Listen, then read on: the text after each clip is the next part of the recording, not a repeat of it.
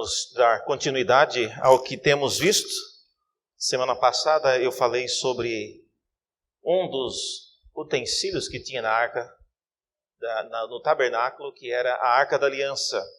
Hoje eu vou falar sobre o segundo utensílio que tinha dentro do tabernáculo, que é a mesa, chamada Mesa dos Pães da Presença.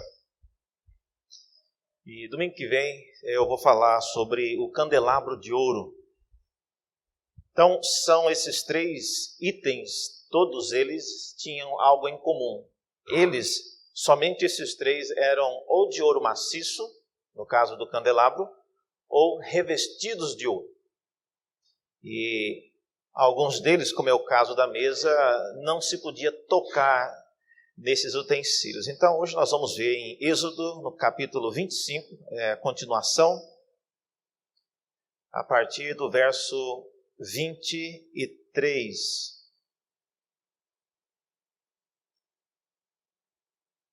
Êxodo 25, a partir do verso 23.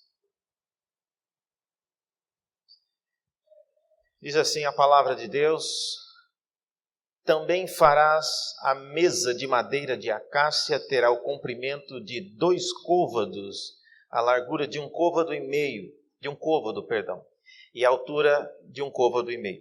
De ouro puro a cobrirás e lhe farás uma bordadura de ouro ao redor.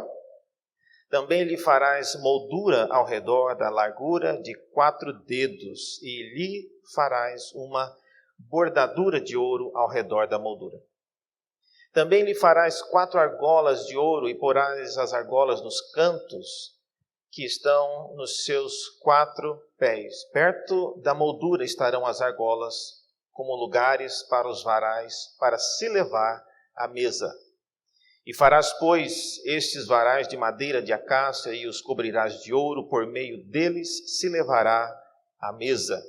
E também fará os seus pratos e os seus recipientes de incenso e as suas galhetas e as suas taças, em que se hão de oferecer libações de ouro puro, os farás. E porás sobre a mesa os pães da proposição diante de mim perpetuamente. Até aqui a palavra do Senhor. Vamos orar mais uma vez?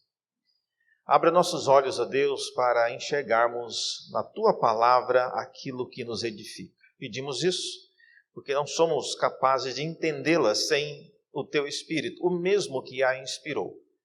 E oramos em nome de Jesus. Amém.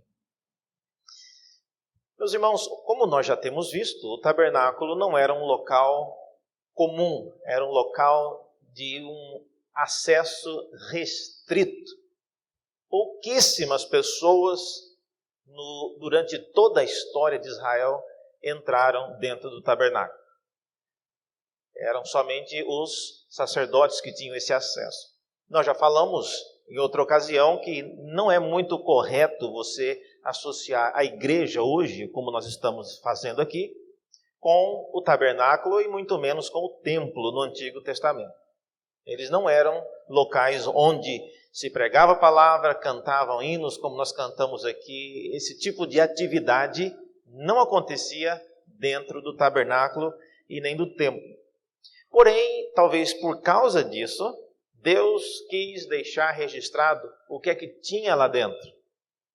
Já que muitos, eu diria a grande maioria, nunca colocaram os pés dentro do santuário, dentro do Santo dos Santos. Então, o que eles sabiam era com base no que estava escrito.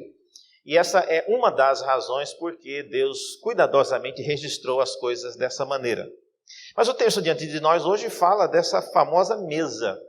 E ela é, sem dúvida, uma mesa muito curiosa por vários aspectos, e nós vamos ver alguns deles hoje aqui.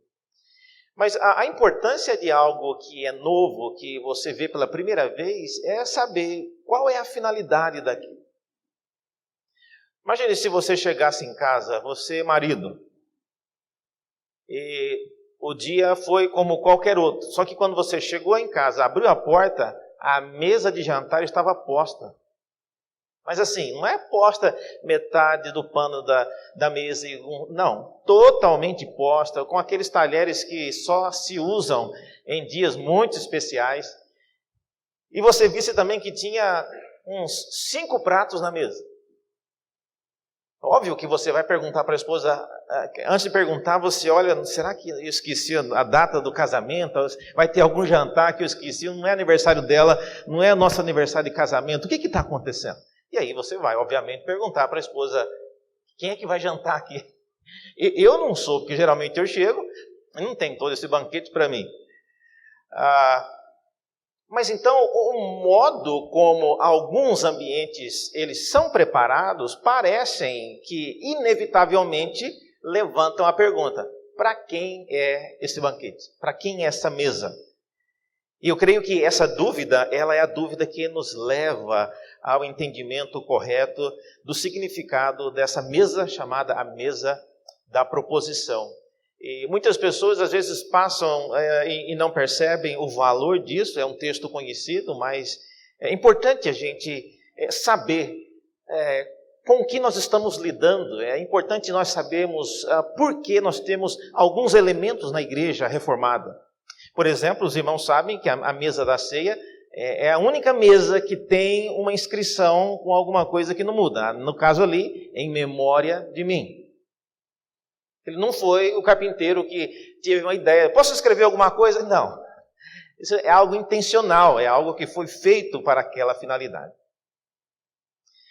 Conta-se que, não sei quantos sabem dessa história, mas o filósofo chamado Nietzsche, ele viajava pela Áustria uma ocasião, e ele tomou um trem, e o trem já estava saindo da estação. Ele correu e não percebeu direito qual era o vagão, ele pulou logo no primeiro e ele entrou. Quando ele entrou, ele percebeu que ele tinha entrado num vagão particular. Não era um vagão para as pessoas em geral. Só que a pessoa que estava no vagão estava sozinha e fez questão que ele ficasse. Não, por favor, fique. E ele ficou constrangido, mas pela acolhida da pessoa ele ficou. E ele ficou até a próxima estação, eles conversaram bastante.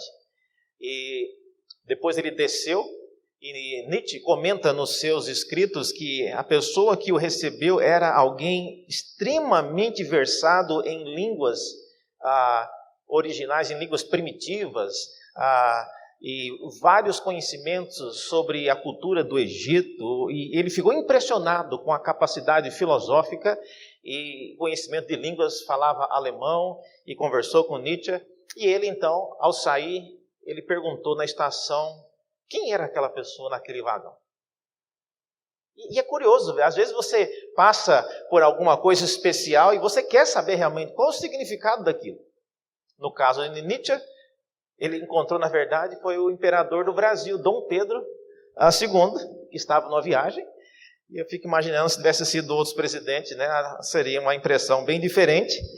Mas às vezes, irmãos, nós passamos diante de coisas importantes na igreja e a gente precisa perceber o valor daquilo que nós estamos desfrutando na casa de Deus. Então, eu quero propor aqui pelo menos 5 perguntas a respeito da mesa, que possam nos ajudar a entender o significado dessa mesa no tabernáculo e depois como que ela pode ser aplicada para os nossos dias hoje. Então vamos lá. A primeira pergunta tem a ver com o local onde os pães eram colocados nessa mesa. Onde estavam, né, esses pães? A mesa, como nós vimos, no versículo 23 em diante, ela era feita da mesma madeira que a Arca da Aliança também havia sido feita. O comprimento era uma mesa pequena, não era uma mesa desse tamanho, porque ela deveria ser carregada. Todo o tabernáculo ele era desmontado e colocado para a viagem. Então, não tinha como desmontar a mesa. Então, ela era pequena. Por razões óbvias, ela não era de ouro maciço, senão ninguém conseguiria carregá-la. O candelabro ele era de ouro maciço. Só o candelabro pesava 35 quilos. Tá? Mas a mesa ela não era de ouro maciço.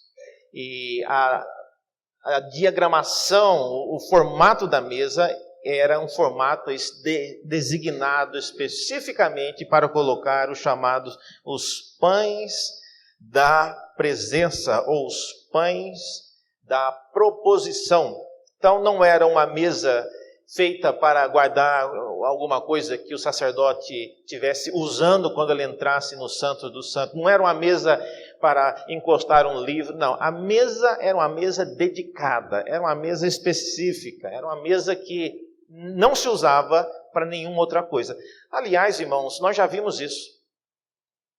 Nada, absolutamente nada dentro do tabernáculo estava ali por acaso. Não teve a participação de Moisés, nem de Miriam, nem de Arão, dando ideias, vamos colocar uma toalhinha de crochê aqui, vamos colocar uma flor ali. Não tinha nada no tabernáculo que não tivesse sido cuidadosamente solicitado e construído com a direção de Deus. Então não tinha nada. E obviamente essa mesa, a função dela era para colocar esses pães. Então nós já pensamos, bom, já tem alguma coisa relacionada com a ceia? Não, calma lá, não vamos ser tão apressados. Nós colocamos os pães sobre a mesa, mas também colocamos o vinho, já é outra situação. Mas esse era o propósito dessa mesa dentro do santo lugar. Havia vários tipos de ofertas que eram trazidas para o tabernáculo, mas nem todas elas chegavam nesse local. Então, só por aí você já começa a perceber que esses pães, chamados os pães da presença, eles eram colocados sobre aquela mesa e era um tipo de oferta especial porque ele chegava até ali sem ter sido queimado, sem ter sido imolado, sem ter passado por qualquer outro processo de queimado pelo fogo ou dilacerado, nada disso. O pão chegava do jeito que havia sido feito. Qual era o significado desses pães? Nós vamos ver. Segunda pergunta sobre os pães é: quantos pães eram colocados? Quantos pães se colocavam na mesa lá dentro do tabernáculo? Eu queria que você abrisse a sua Bíblia agora comigo em Levítico, no capítulo 24. Levítico é o próximo livro depois de Êxodo. Levítico 24, no verso 5, Deus ele dá mais instruções a respeito dessa mesa.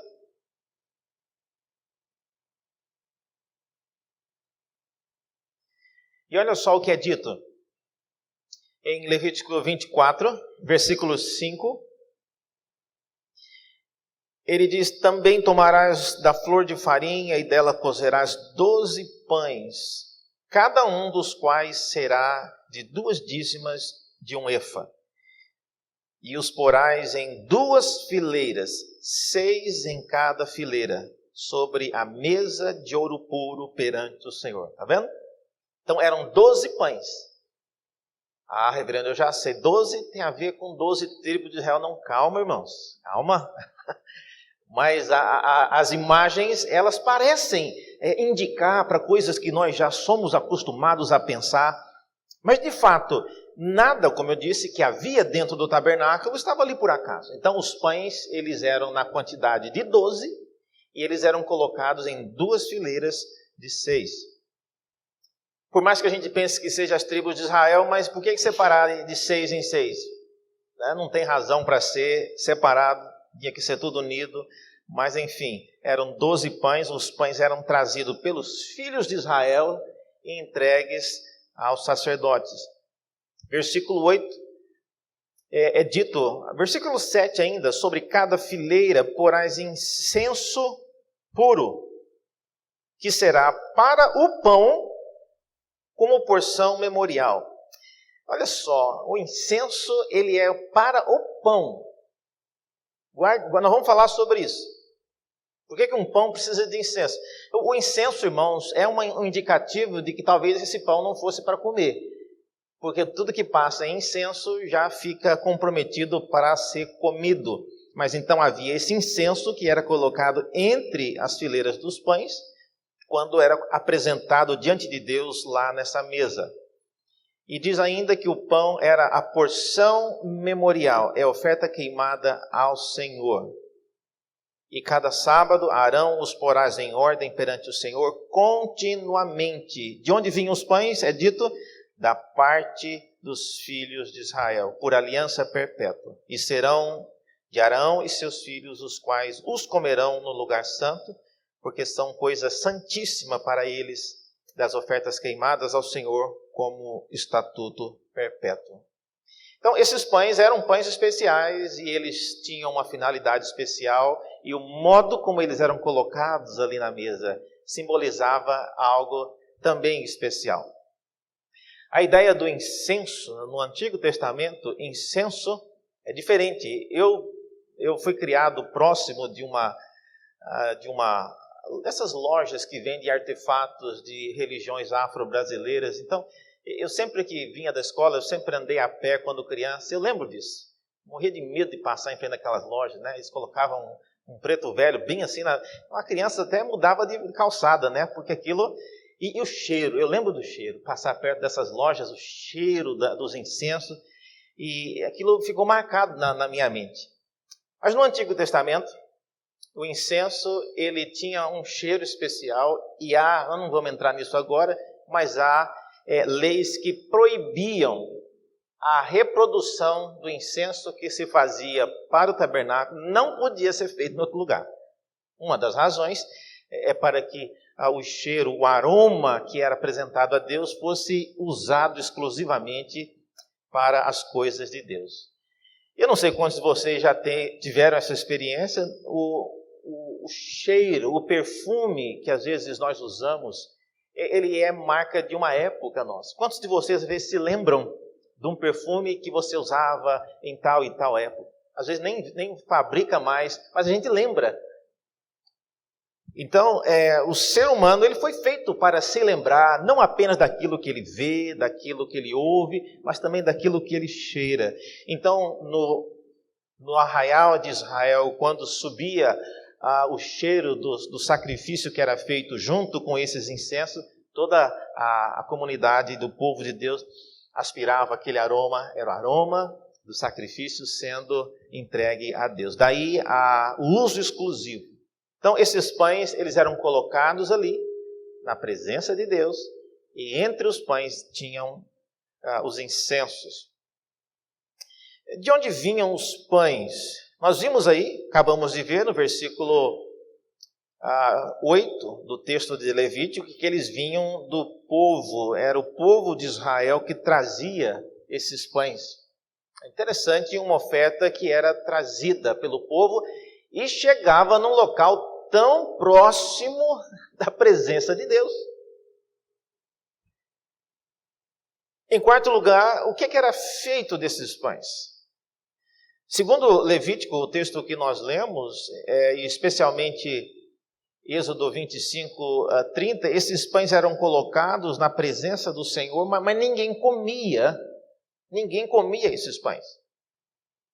Uma ocasião, o rei Davi, passando de uma batalha próximo de onde era o tabernáculo, ele e os seus soldados estavam morrendo de fome, né? Todo mundo que está com fome acha que está morrendo. Eles falam morrendo de fome, mas pouca gente, né? Tem gente que morre de fome, mas nem todo mundo. Tá? Mas eles dizendo estavam morrendo de fome, e não era só Davi. Ele queria pão para ele e para o soldado. O sacerdote falou: Davi, o senhor sabe, eu sei que o senhor é rei, mas o senhor sabe que esses pães não são para ser comidos. Mas, se o senhor quiser comer, vai e coma o prejuízo por sua conta. E Davi disse que ele e os seus homens, né, estavam numa luta, e é uma luta que havia sido consagrada ao Senhor, e ele apresentou razões. Então, a Bíblia não fala se aquilo foi certo ou errado, o fato é que, só para constar no relatório, essa é a única ocasião que alguém que não era um sacerdote comeu dos pães que estavam na presença do Senhor. Mas eles não eram para ser comidos. E esses pães, então, eles ficavam lá naquela mesa por uma semana. Ninguém mexia neles. Agora, dependendo do pão, irmãos, eu gosto de pão. Eu gosto de pão novinho. Às vezes você vai na padaria, você compra o pão, você pega nele, ele quebra. Fala, esse pão é novo? Né? É novo aqui na vidraça, aqui é novo aqui na... Eu não sei quando é que ele foi feito lá dentro da padaria. Mas o pão ele tem que ser novo. Esse pão que era colocado aqui ficava uma semana. E depois de ter cumprido uma semana é que os levitas vinham para poder, se eles quisessem, não precisavam, mas eles comeriam esses pães na presença do Senhor. Mas qual é o propósito? De colocar uma mesa, arrumar os pratos, arrumar tudo sobre a mesa e ninguém participar. Por que é que Deus quis que uma mesa fosse posta na presença dele, ali, diante do tabernáculo, diante do Santo dos Santos, para ninguém comer? Especialmente as mulheres que estão aqui, que são casadas e que sabem o quê. Como às vezes é difícil você arrumar janta, especialmente janta. E quem tem que a responsabilidade de fazer a janta, às vezes já está aqui na igreja, o pastor está demorando, está pensando, nossa, o frango não descongelou ainda, mas chega lá já vai estar podre, né? Mas a gente se preocupa com isso. Agora, é ruim você planejar, fazer e arrumar a mesa e a pessoa, não estou com fome hoje. Agora você vai comer. Se você souber o que eu gastei para fazer essa comida, ou, às vezes, os nossos filhos, né? A gente faz todo o preparo, a mãe soa literalmente para fazer o almoço. Eu não vou comer agora, não. Você vai sentar agora e comer isso aí. Porque o tempo que eu gastei, o empenho, eu poderia estar fazendo tantas outras coisas, fiz esse almoço, e é para ser comida agora. A minha esposa, especialmente, ela não gosta de comer comida fria. E ela não gosta, e ela também não gosta que ninguém coma. Né? Ela fez a comida está gostosa, então vamos comer enquanto está quentinha, enquanto ela pode ser saboreada pela temperatura também. Mas qual era a finalidade então da mesa? Diante da presença do Senhor, que ninguém comia. Para que se botar uma mesa se ninguém vai comer? Veja, a quinta pergunta, eu vou responder essa, mas segura lá. A quinta pergunta é o que acompanhava esses pães? Talvez a gente possa entender um pouco melhor. Veja no versículo 29 agora, de volta a Êxodo 25, há uma dica sobre o que estava sobre essa mesa. É dito no versículo 29, Êxodo 25, 29, que além dos pães foram colocados ali, farás também pratos. Opa, se tem prato... quer dizer que aquilo vai ser servido de alguma maneira. Colocará também os seus recipientes para incenso. Nós já vimos para que serviam os incensos. Para levantar aquilo como uma oferta a Deus. Já que não podia literalmente pegar o pão e dar para Deus, porque Deus é espírito, ele não come pão, não tem como jogar o pão para cima para ele ir para o céu. Então, o incenso era uma maneira simbólica de apresentar aqueles pães em relação a Deus. Então havia aí o recipiente para os incensos. Fala ainda das suas galhetas. Eu não sei quantos sabem o que é galhetas. Galhetas são jarras, na linguagem de hoje. É uma jarra de vidro, no caso aqui era de ouro. E também tinha taças. Bom, se tinha jarras e tinha taças, obviamente, você pressupõe que iria passar alguma coisa para se beber para todos que estavam ali. Então veja, a arrumação dessa mesa pressupõe que aquilo era um banquete. Não era só uma mesa para expor os pães para depois serem consumidos para quem viesse comprar. Não era essa a finalidade. Era os pães, os pratos, as jarras, os copos. Então aquilo era um banquete. E a pergunta que você deve estar continuamente fazendo é, reverendo, para quem é esse banquete? Qual a finalidade desse banquete? Por que é que Deus apresentaria e montaria um banquete na presença dele toda semana e não deixaria ninguém tocar naquela mesa? Jesus, quando ele esteve entre nós aqui na terra, ensinando aos seus discípulos, alguém uma vez contou, ele falou sobre o privilégio de estar sentado ao lado dele, e alguém comentou, nossa, mas seria bom está na mesa junto com o Pai. E Jesus então conta imediatamente uma parábola para responder essa pergunta. Eu queria que você abrisse comigo no Evangelho de Lucas, no capítulo 14, a partir do verso 17. E essa parábola e essa palavra de Jesus, ela nos ajuda a entender um pouco qual é a finalidade desse banquete que era apresentado diante de Deus dentro do tabernáculo toda semana e ninguém podia comer. Lucas, no capítulo 14, é a parábola da grande ceia. A partir do versículo 15, diz assim: Ora, ouvindo tais palavras, um dos que estavam com ele à mesa disse-lhe: Bem-aventurado aquele que comer pão no reino de Deus. Ele, porém, no caso Jesus, respondeu: Certo homem deu uma grande ceia e convidou muitos. E à hora da ceia enviou o seu servo para avisar aos convidados, dizendo, Vinde, porque tudo está preparado. Não obstante, todos a uma começaram a escusar-se. Disse o primeiro: eu comprei um campo e preciso ir vê-lo. Rogo-te que me tenhas por escusado. O outro disse: Rapaz, eu comprei 5 juntas de bois e vou experimentá-las. Rogo-te que me tenhas por escusado. E o outro disse: Eu casei-me e por isso não posso ir.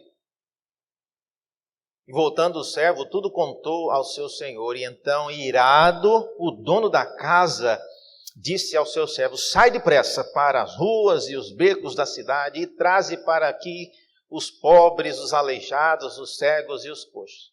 Depois lhe disse o servo: Senhor, feito está como mandaste, e ainda há lugar. E respondeu-lhe o Senhor: Sai pelos caminhos e os atalhos e obriga a todos a entrar, para que fique cheia a minha casa. E aí Jesus conclui, olha o que ele diz no final: Porque vos declaro que nenhum daqueles homens que foram convidados provará a minha ceia. Nesse sentido, Jesus estava dando aqui o que a gente chama, na nossa linguagem de hoje, uma indireta a um grande ícone que havia na história do povo de Israel. Uma mesa que havia sido disposta e preparada e convidada, mas muitos arranjam desculpas para não estar na presença de Deus. É óbvio que Jesus, ele nesse ponto, não dá a dica exata de que se tratava da mesa dos pães da proposição, mas posteriormente, lá no mesmo Evangelho de Lucas, no capítulo 22, quando chega o dia da Páscoa, veja lá comigo, no capítulo 22 ainda de Lucas, e era o dia onde se comemorava aquilo que Israel vinha comemorando por séculos e séculos, desde os dias de Moisés. Moisés viveu ele nasceu em 1440 a.C., então nós estamos falando de quase de 1.500 anos comemorando a ceia. E Jesus, obviamente, sabia disso, e ele diz aí no versículo 7, Lucas 22, versículo 7, chegou o dia da festa dos pães asmos, em que importava comemorar a Páscoa. E Jesus, pois, enviou Pedro e João, dizendo: Ide preparar-nos a Páscoa para que a comamos. E eles lhes perguntaram: Senhor, onde queres que a preparemos? Então lhes explicou Jesus: Ao entrar na cidade encontrareis um homem com um cântaro de água, vá atrás dele. Segui-o até a casa em que ele entrar. E dizei ao dono da casa: O mestre manda perguntar-te onde é o aposento no qual hei de comer a Páscoa com os meus discípulos. Se você tivesse com a incumbência dessa, você tinha que ter muita fé, né? Você vai seguir um cara, nos dias de hoje seria um cara com a bicicleta entregando um galão daquele de água azul. Corre atrás dele. Onde ele parar, você vai entrar e vai perguntar onde é que é para comemorar a Páscoa. A pessoa podia, como? Mas Jesus, irmãos, ele sabia do que ele estava falando. Isso mostra, dentre outras coisas, que aquilo foi cuidadosamente preparado. E aí é dito que ele vos mostrará o local. Versículo 13, os discípulos foram, encontraram tudo como Jesus havia falado. E aí vem o ponto onde eu quero chegar. Se você tem uma caneta aí, prepare-a. Chegada a hora, pôs-se Jesus à mesa e com todos os apóstolos. E eu sempre me emociono ao ler essas palavras. Jesus disse, olha, ele não disse isso a respeito de quase nada na sua vida, mas aqui ele disse, tenho desejado ansiosamente comer convosco esta Páscoa. Aí uma coisa que Jesus tinha ansiedade para fazer. E você sabe por que a ansiedade? Eu não sei quantos já perceberam, mas esta é um momento emocionante porque seria a última Páscoa a ser celebrada. 1500 anos celebrando a Páscoa. E naquela noite, ela seria celebrada pela última vez. Por quê? Porque depois daquela noite, o verdadeiro Cordeiro Pascal seria imolado. E é por isso que hoje nós, Igreja Reformada, a gente não é proibido falar de Páscoa, mas a gente não celebra a Páscoa como um grande evento, porque o nosso Cordeiro Pascal, ele é simbolizado pela ceia. E Jesus diz que eu estou ansioso para participar com você dessa Páscoa. E ele ainda pontua antes do meu sofrimento. Por quê? Versículo 16. Pois vos digo uma coisa, que nunca mais a comerei, até que ela se cumpra no reino de Deus.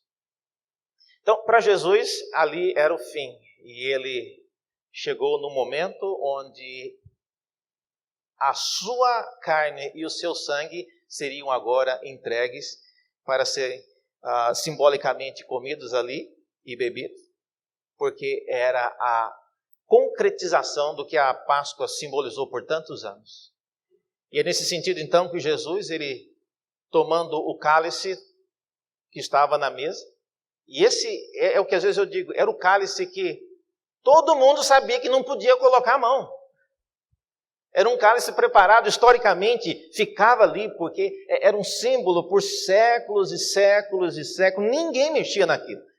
E Jesus vai colocar a mão exatamente naquilo. Bom, se Pedro, que era o mais afoito, não falou nada, então os outros não iriam falar. Mas Jesus então pegou o cálice, que não era, que ninguém não pegava costumeiramente, tomou do pão e atribuiu ali e deu um significado que está no versículo 17, tomando um cálice, havendo dado graças, disse, recebei e reparti entre vós, pois vos digo que de agora em diante não mais beberei do fruto da videira até que venha o reino de Deus.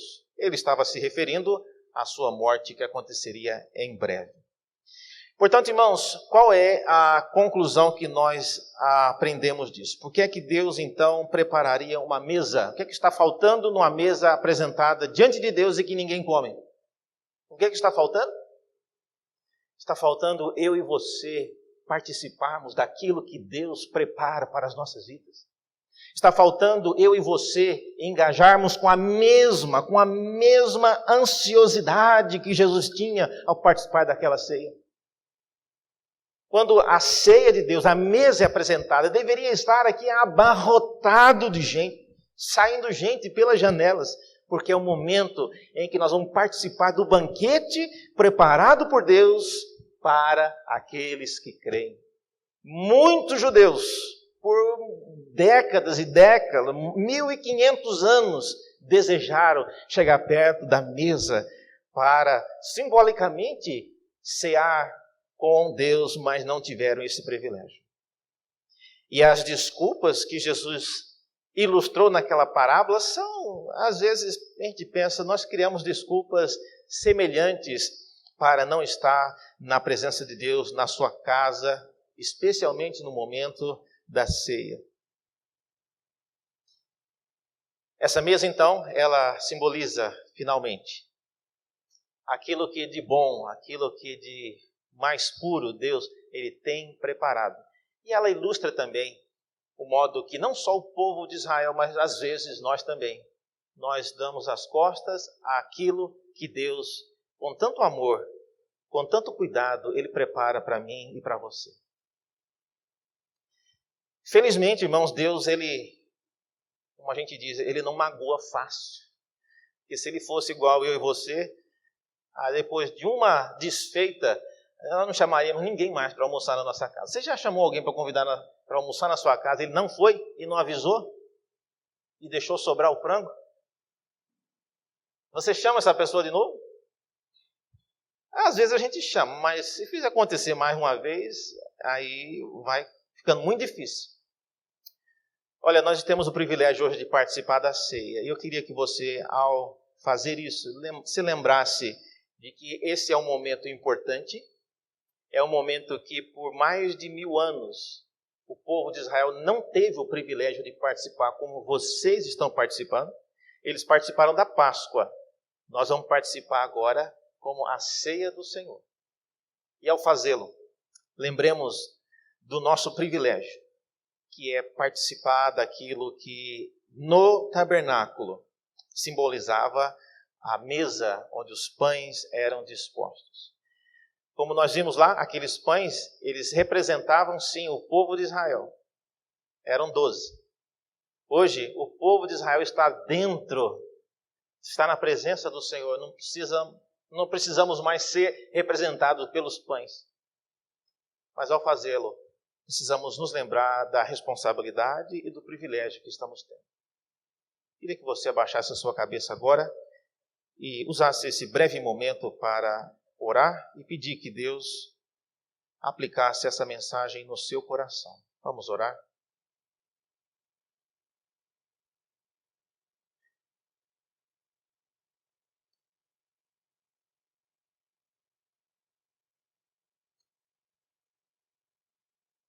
Senhor, não desista de nós, ó Deus. Apesar das muitas desfeitas que às vezes fazemos, ajuda-nos a desejar ansiosamente aquilo que o Senhor tem preparado para cada um de nós. Ajuda-nos, ó Deus, a termos alegria, termos uma santa expectativa a respeito daquilo que o Senhor faz e continuará fazendo. E ajuda-nos, ó Deus, a jamais termos desculpas para não estar na Tua presença. Muitos não poderão mesmo, porque estão limitados por saúde, estão limitados por várias outras razões. Mas nós que temos condições, ó Deus, dá-nos não só a condição, mas dá-nos a alegria de participar de algo tão sublime. Pedimos isso em nome de Jesus. Amém.